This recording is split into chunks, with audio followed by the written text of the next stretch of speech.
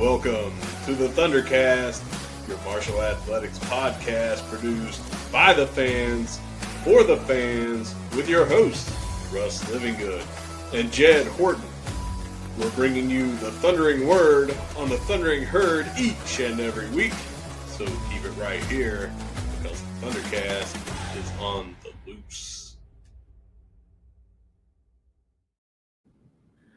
Welcome back to another episode of the ThunderCast with me again this week, Jed Horton. Jed, how are you doing, sir? Hey, pretty good, Russ. Working through this week. Excited to talk about some herd athletics, and excited for another episode drop of the famous position group breakdown. So it's a good week, Russ. Good week. Yeah, it is, and we have been guests here very recently. We talk about all the time how we're proud members of the College Huddle, and we were a guest on their show talking all about martial football, and we were also on the G5 Hive. And when I say we, I mean the ThunderCast, KD and I. And if you've missed those episodes and you haven't seen them circulating on Twitter or Facebook, as we have been posting links to them, feel free to drop a note in the comments and everything, and we'll hook you up with those links. But real good time to always talk martial football. I love it. I love being a guest on those shows.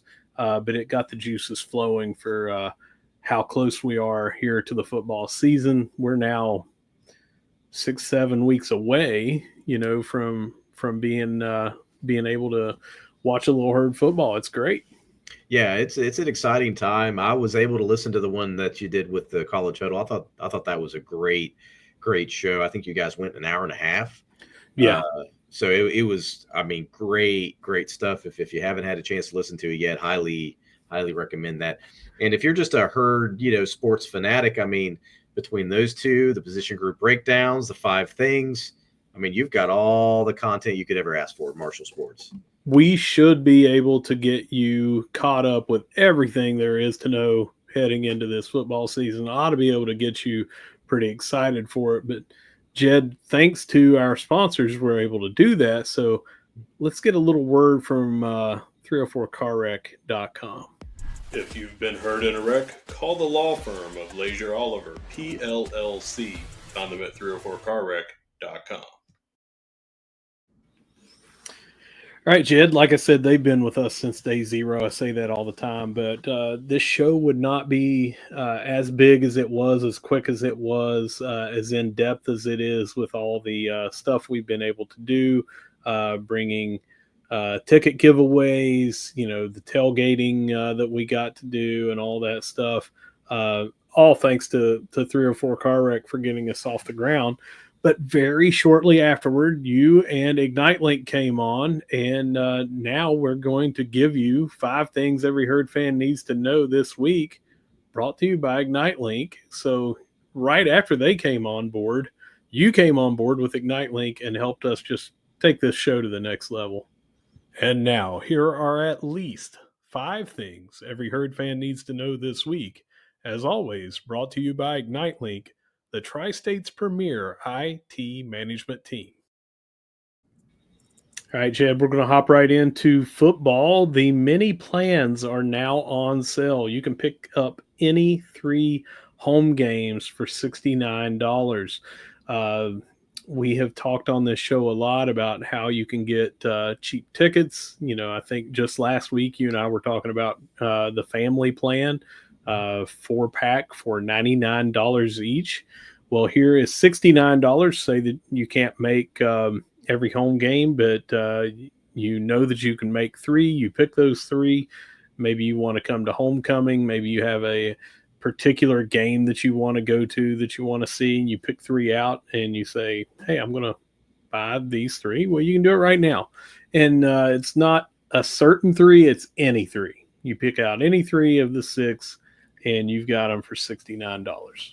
Yeah, I think that's great to have those mini plans, and they've had this, for a long time, and but I feel like that's very affordable, especially for those folks, because we do have a lot of people that travel in from out of town. A big chunk of the fan base, travels in from the Carolinas or from Kentucky, Ohio, flying in, even things of that nature. So being able to give some options like this at a very affordable price to be able to go to a couple home games if you can't make them all. As much as we would love to have 30,000 people filling the stadium every single game, we know that being a big chunk of the you got children's sports and different events. It's not always feasible to go to every single game. So I think it's very affordable. I think it's definitely, even if you think that you might not go to 3 but 2, but you might be able to do 3, definitely cheaper than walking up to the counter for all 3 games and buying your tickets on game day.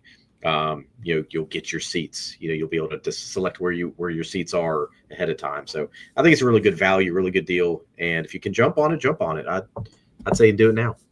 Yeah.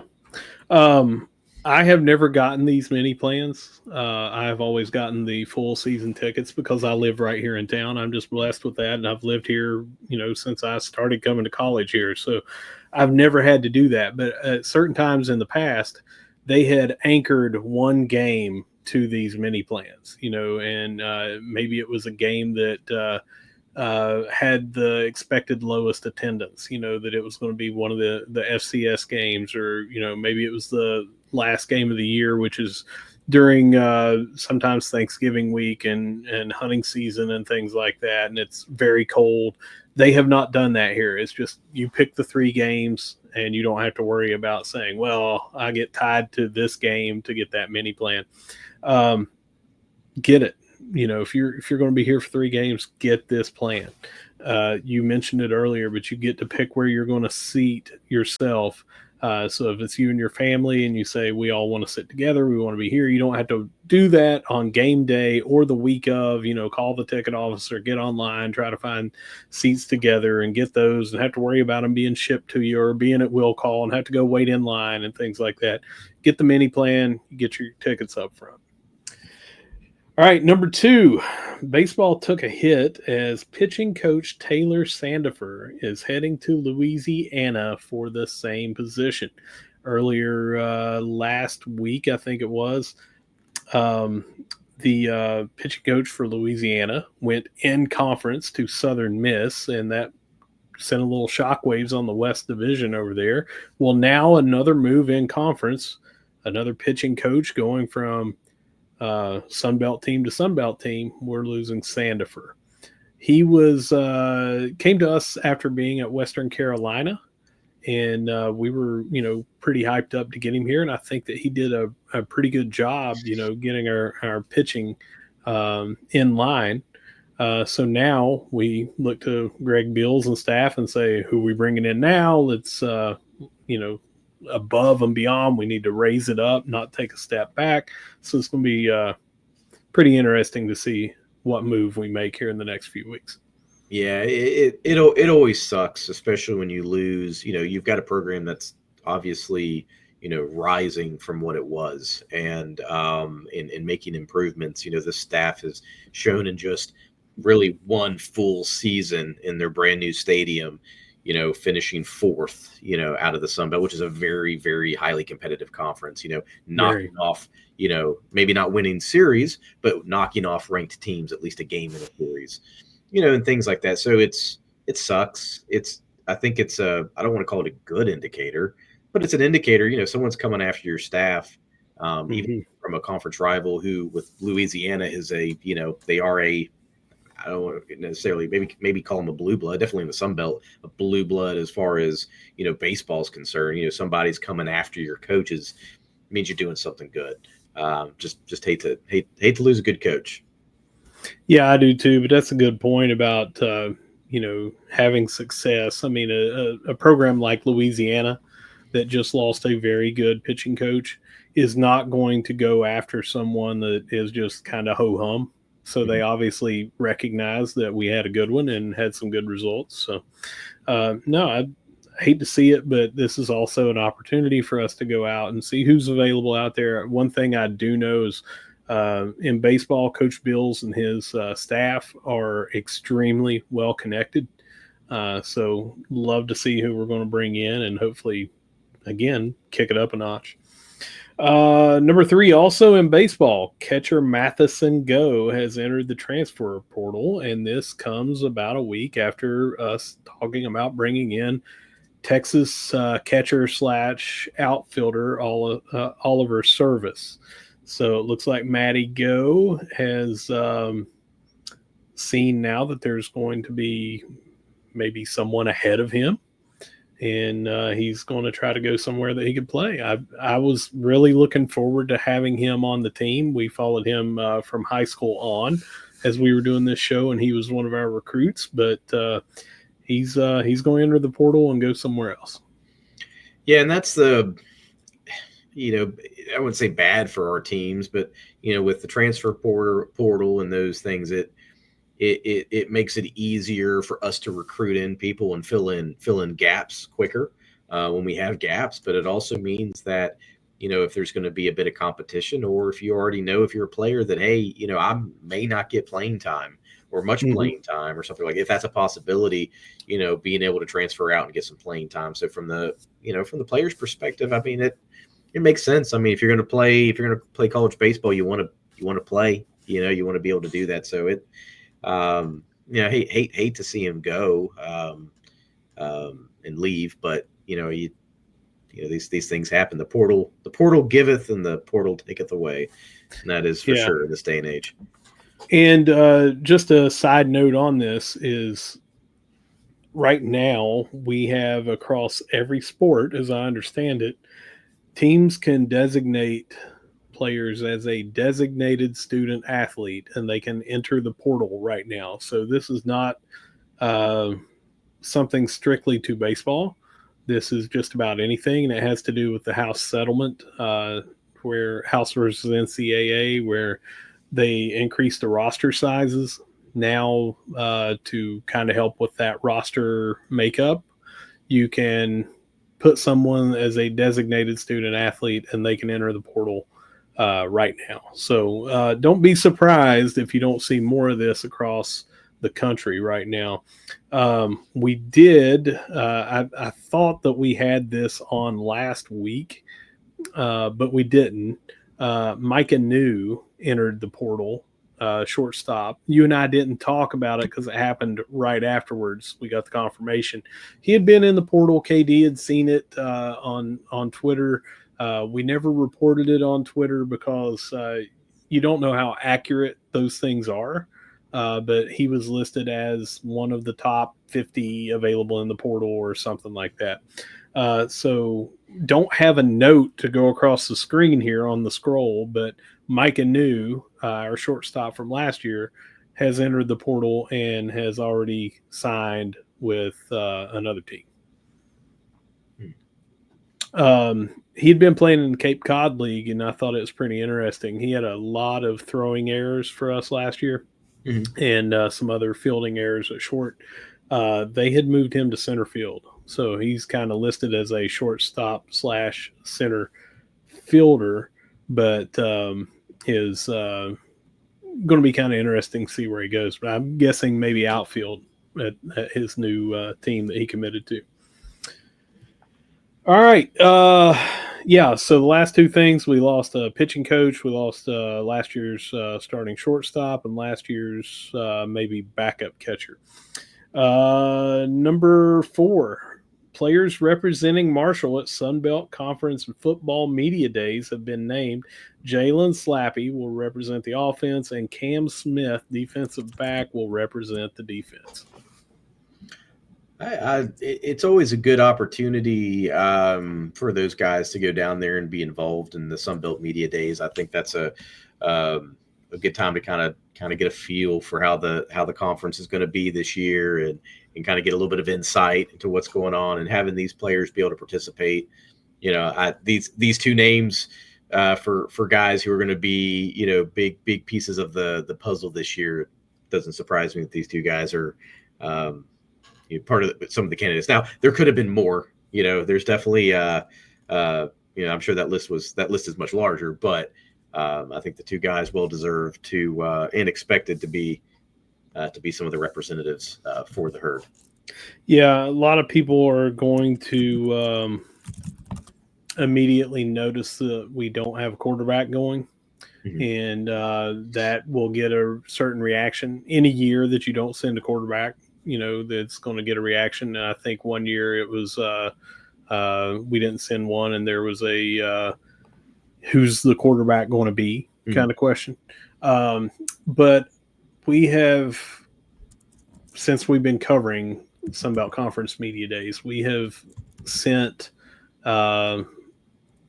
someone that's a leader and an upperclassman on the offense, someone that's a leader and an upperclassman on the defense every year that I can recall. And I think more interesting for me is Cam Smith on the defensive backside instead of Jalen Parker, for instance. He was brought in from NC State and was like one of the first ones that was here, and then has just been so vocal on Twitter and has he stepped up and was recruiting a lot. Come sign with the team. Come on. Where you need to be. All that stuff. He was bringing people in. So it's a little surprising for me to see Cam Smith because I haven't heard a lot out of him. He's not vocal on Twitter. We haven't seen any interviews with him. So it'll be interesting for me to see him and how spoken he is at Sunbelt Conference Media Days. It was just not who I was expecting, and that is not a knock on him at all. I was just expecting it to be, again, maybe a Parker or a Gilmore or, someone like that has been kind of more outspoken. Okay. Yeah. But Cam Smith is an upperclassman, comes to us. I can't remember which MAC team he was at right now, but he's a senior. And then, of course, Slappy has been our most tenured starter on either side of the ball. So kind of a no-brainer for him to come in. But it's always interesting to see who we pick because those are generally going to be some of your locker room leaders. So good on us sending Cam Smith. That tells us right now what I thought was already a good defensive back unit. Tells me, I can maybe count on him to be in a bigger piece of that locker room or that defensive back room. Yeah, for sure. Or maybe Tony Gibson's playing 3D chess with us and we just, I don't know. I don't know. Maybe they drew straws, but right. Generally not. Generally not. Right. All right. So number 5, football picks up a 2026 commitment. Big guy. Javon Wright, 6'6", 300-pound offensive lineman, plays tackle, of course, at that height. Rockledge, Florida. Had some pretty good offers that he bypassed to sign with the Herd, or commit to the Herd, I should say. So, love to see us continue. It's every week now for the past, I think, 4 weeks. We have brought in a commit for this 2026 class. Love to see it. Yeah, pretty sure. Yeah, I'm almost certain since we had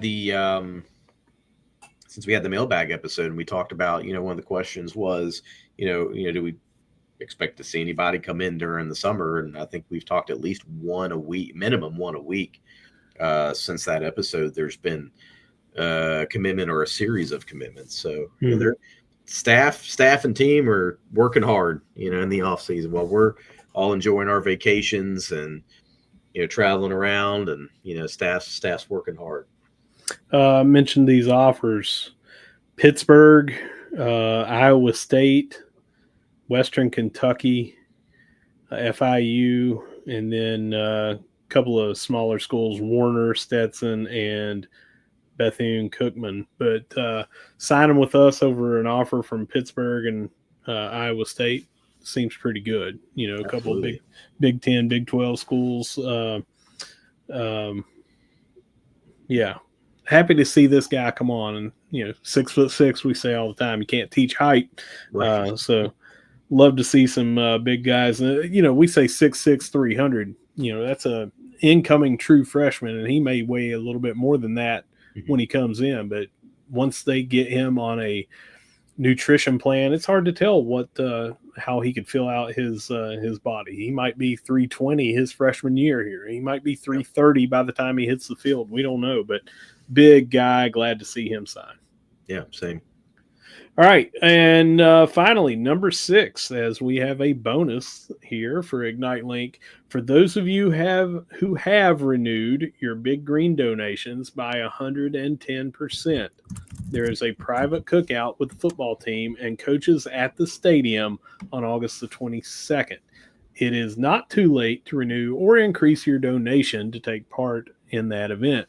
So if you gave $100 in 2024, you need to give 110 this year. You need to renew and pledge 110. You don't have to have paid the full 110%. You have to pledge and be on the payment plan for that.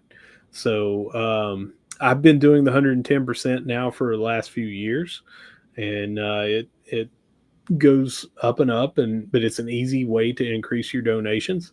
But if you gave 60, which is the minimum last year, all you need to do is give 66, and you can take advantage of this. Plus, they've been doing monthly giveaways for the past, I don't know, what is this, month 5? I think that they've been doing some pretty cool giveaways, and still have July and August additional to give away. Yeah, and this is, I mean, as we've discussed this on many episodes, and we're going to continue discussing this on many episodes in the future. Is this stuff costs money? To be competitive in this landscape, it costs money, and as these expenses continue to go up, it takes donors like you and me and all the listeners here. It takes donors to help. I mean, it's and so that 110%, and they're making it worth your while. We talked about herd perks in the past and those kind of things. There's definitely, we talked, I can't remember if it was last week or the week before, we talked about some big green events that are coming up. We can mention them again before the end of the episode, but you've got some of these events that are coming up that you can participate in and get some face-to-face with some coaches and players and give you some more insight into the program. And, they're making it worth your while. I mean, truly it is. If you give $100 and you give $110, for this year, for your 100, for the 110%, you're not going to be able to go afford that cookout. You're not going to be able to go $10 and, have you a cookout, with the coaches at Joan C. Over Stadium.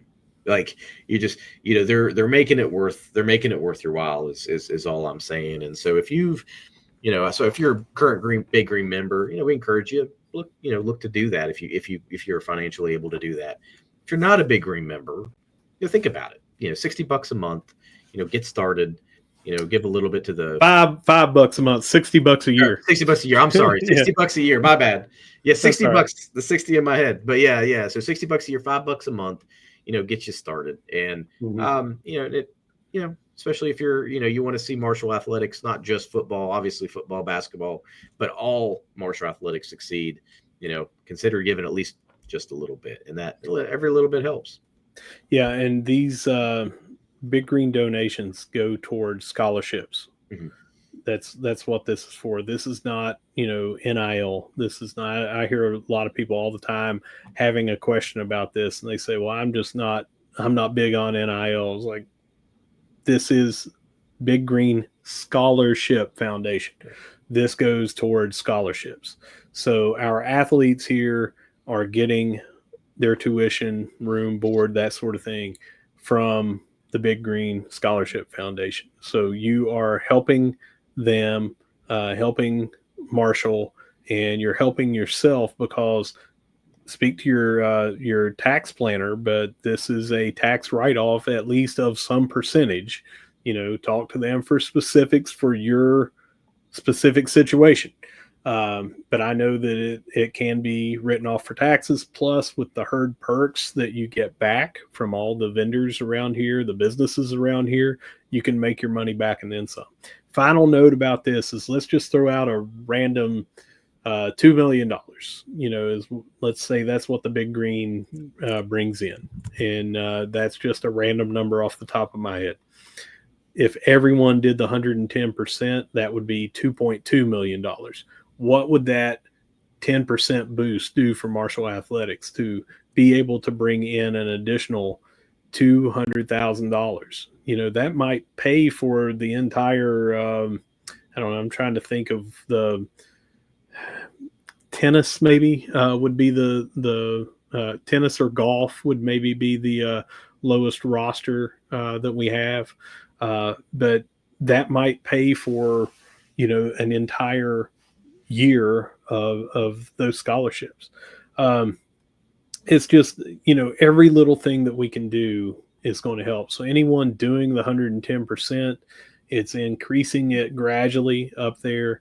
It's helping Marshall more, but Marshall is turning around. The Big Green is turning around and saying, let's get some incentives out here and thanks out here to these people that have done this 110%. They're still going to give away 2 tickets to Georgia. I think that's in August. They had someone throw out the first pitch at a Marshall game. They've had a bunch of different giveaways, for this 110% drawing. Someone won tickets. I can't remember what that was for, if it was baseball, if it was basketball, if it was football, I can't remember. But they have been having a drawing each month for these 110% donors. But cook out with the team, cook out with the coaches, right? 1 week away, the Saturday before, or the Friday before, forgive me, that they're going to be heading down to Georgia. Man, sign me up. I'm there already. I've been doing the 110%, but I'll be there. But if you're listening, you still have time. Well, Jed, that does it for our 5 this week. 6 things every Herd fan needs to know. And as I said at the start of this, thank you to you and ignite.link. Yeah, there's always, we say this all the time, even in the summer, there's always something going on, always things to talk about, always movements now inside the, in and out of the transfer portal, and always something going on in the world of Marshall and Marshall athletics. That's right. And we're recording this Wednesday evening, going to try to have it uploaded Wednesday night. And Friday morning, if you're watching or listening right now, just keep in mind, Friday morning at 8 a.m., the next installment of our position group breakdown series will be published.